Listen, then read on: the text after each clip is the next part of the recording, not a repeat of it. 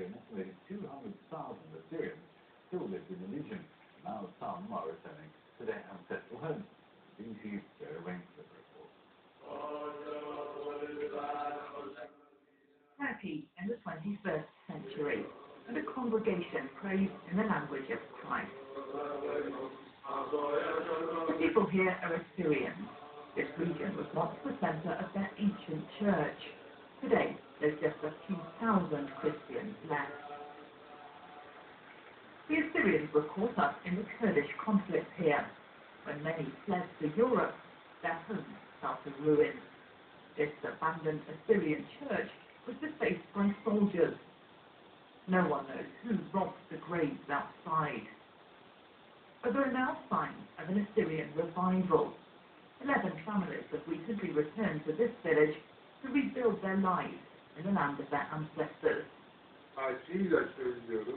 We lived through many difficulties, but Turkey is more concerned about human rights now, more democratic.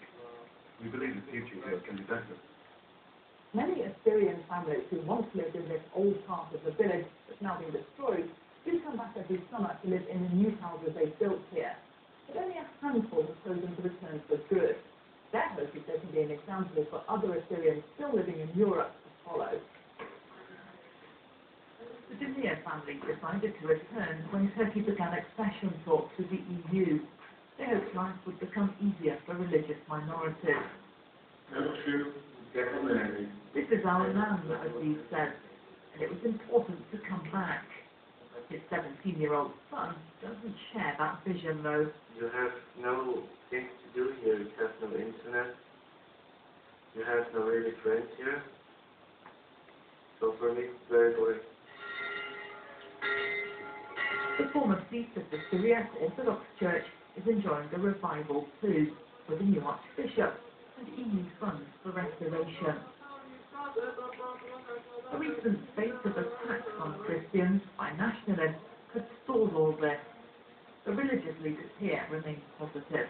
Project of the European Union in democracy, human rights, tolerance.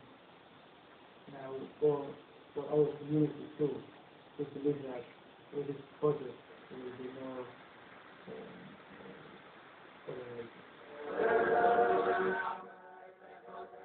Their hope is that this ancient Christian community will not only survive in Turkey then, but grow stronger. Sarah Rainsford, BBC News, Midyat. One of the 6 French aid workers